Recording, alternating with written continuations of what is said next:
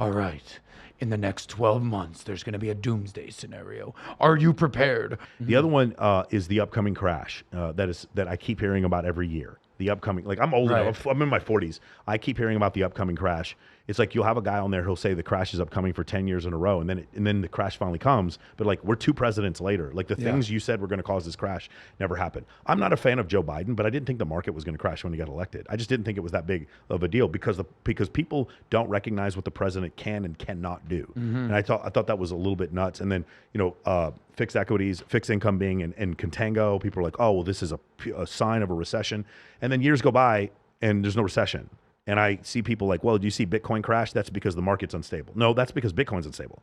And I see this over and over again. And these people that I see this are always on the same side of the political aisle. And I'm like, bro, you're talking your book. Have you seen this before? The upcoming crash. It is this doomsday thing. Of course. Constantly. What do you mean? This is, so what's the question? Yeah. Like, what do you believe about that? Like for me, it's like, let's just say, because obviously I'm gonna interview Robert Kiyosaki, and I have a ton of respect for him, but he's a big crash. I was just gonna say that. A crash doomer, and he's gonna say it every year for 10 years. Then eventually he's gonna be right. And my whole thing is no efficient market hypothesis, which was awarded a Nobel Prize, shows that no one knows when a recession is coming. Correct.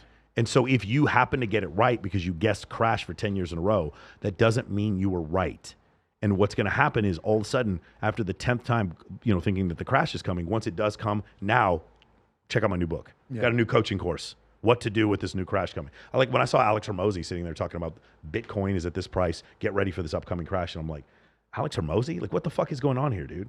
Like Bitcoin is not an economic indicator. And if you were to ask people what are 6 economic indicators, they couldn't give you 2. Couldn't give you 1. But they're telling me a recession's coming. You see what I'm saying? Yeah, well, I've had the opportunity to interview Kiyosaki a few times. Yeah. He's real tight with Rollo, I think, at this point. I'm sure that can obviously be arranged. And he's one of the guys that's like, a crash is coming. You need to buy gold. You need to buy silver. You need to buy Bitcoin. And I interviewed him in 2020. This is right before Bitcoin crashed. So I was like, and the next time I interviewed him, I'm like, so you told me to get into Bitcoin, but and obviously he's a legend, and I'm not saying it about him, but I think at the end of the day, there's no money in, hey, the economy's doing great, just continue to save, don't, spend normally, invest your money, get a Roth IRA, get a 401k, do dollar cost averaging, maybe you take 5% of your portfolio, you invest in crypto, whatever.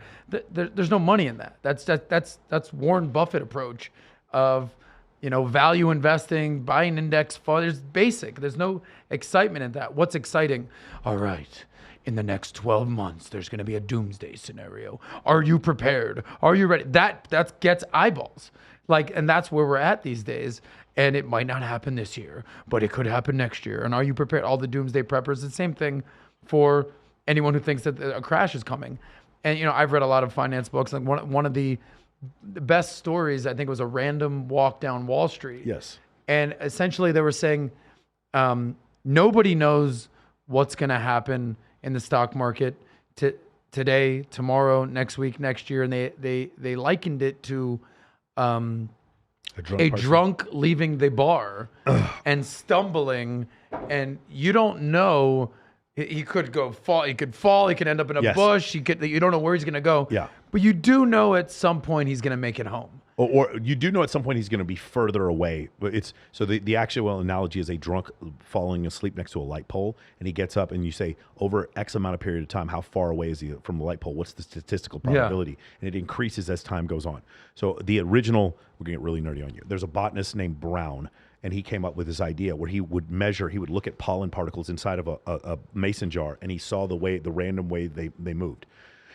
Albert Einstein later called this Brownian motion. Brownian motion is random motion, a random walk hypothesis. Brownian motion is displayed by that example, just like quantum mechanics is displayed by Schrodinger's cat. Brownian motion is displayed by the drunk walking away from the tile. The point is, as time increases, the variance increases. This is the reason why longer dated options are more expensive, because the likelihood of the crash happening when you buy a put increases as the time increases. Does that make sense? Yeah.